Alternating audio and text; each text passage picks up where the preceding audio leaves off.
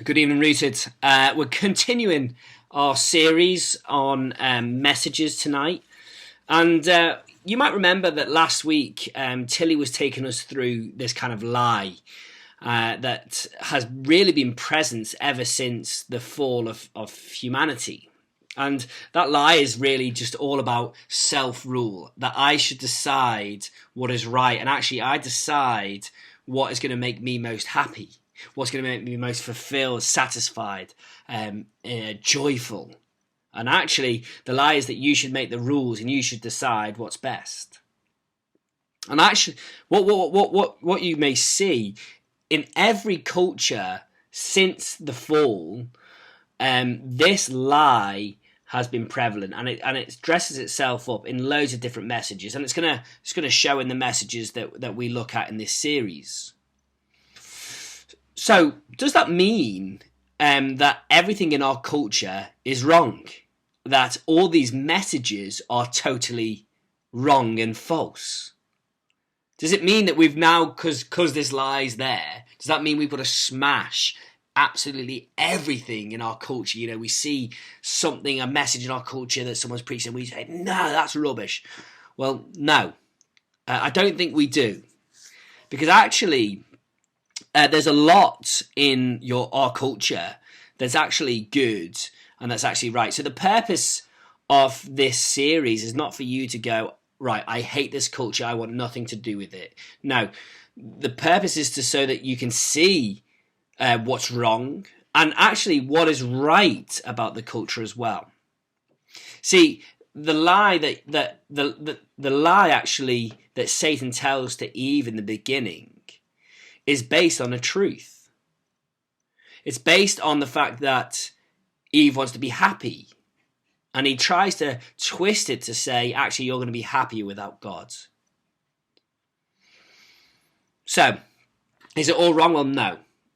See, the desire to enjoy the things of this world, whether that's sex or creation, beautiful scenery or justice or whatever it is, they're all right things, actually, because it's right to enjoy them, because actually God created all of those things, didn't he? And God created them not just to be, hated. He created them to be enjoyed. So it's not wrong to want to enjoy the things of this world, and it's not wrong to enjoy the things of this culture either. And the other thing to remember is that the desire to be happy is also not a wrong thing either. In fact, the desire to be happy is totally right. The Bible in Genesis 1 tells us that God created mankind in his image. So the things that we feel, the things that we desire are actually God-given. And because we're created in the image of God, that means that we're created in a God who is a happy God. And so we are to be happy as well. Now, this is where the problem arises, though. So although the culture gets it right that we should enjoy the gifts, and it gets it right that we want to be happy, they get it wrong in this. They try and find happiness on their own terms. They try and find happiness by just focusing in on the gifts. So they might just focus in on sex. You think about programs like Love Island. So pretty much, I think, to do with sex and maybe about having relationship. There's an even worse one on Netflix at the moment. I think it's called Too Hot to Handle. Not watched it. Not going to either, I don't think. But it's all about trying to achieve my own happiness by going after the things of this world and of this culture, and I'm going to find my own happiness on my own terms.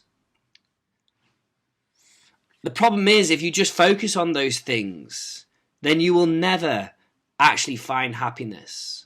I think it's interesting that if you look in today's society, the more things that we have and the more things that we try and fill our lives with, the more empty we actually are. We don't get that joy. We might have a little temporary happiness, but we never have long-lasting joy.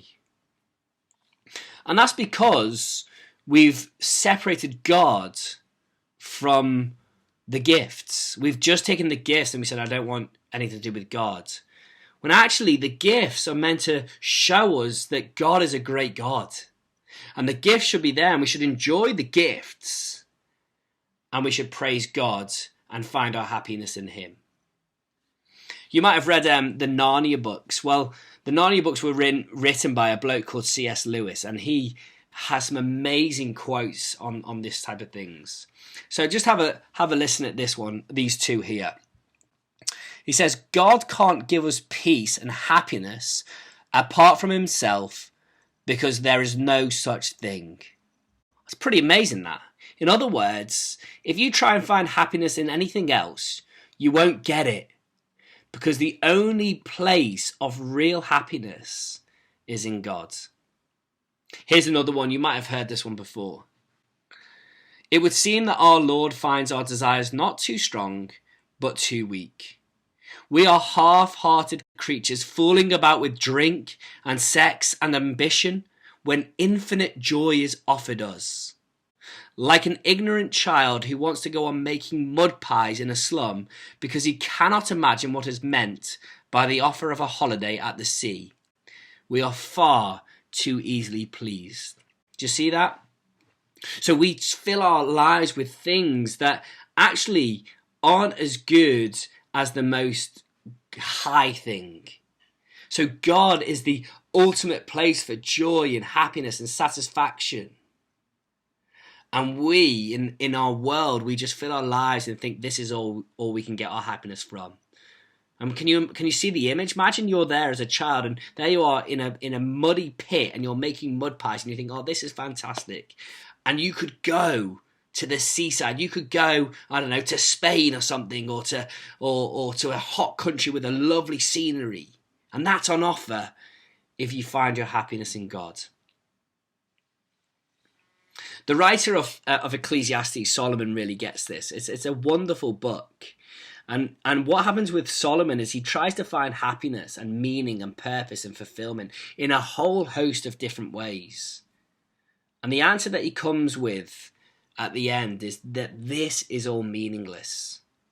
Without God in the picture, it's meaningless. It means nothing. There is no purpose. See, if you want a happy life, and if you want the answer, this is the culture needs the answer, that they won't find happiness in the things and in doing what they want to do. They'll only find happiness in God. We need to take the gifts and we need to take them and see the giver that made them, and we're to worship him and be happy in him. So, when you look at your culture, how are you meant to respond? What am I meant to do when I see the culture and they're just filling their lives but they're never finding that happiness? Well, when the Apostle Paul saw something like this happen in Lystra, in Acts chapter 14, he used what was going on in the culture and he tried to point them to the God of the Bible. Look at this in Acts chapter 14 and verse 17. Yet he has not left himself without testimony. He has shown kindness by giving you rain from heaven and crops in their seasons. He provides you with plenty of food and fills your heart with joy. See what he's doing there? He's showing them the good gifts of this world. He's showing them the things that they enjoy.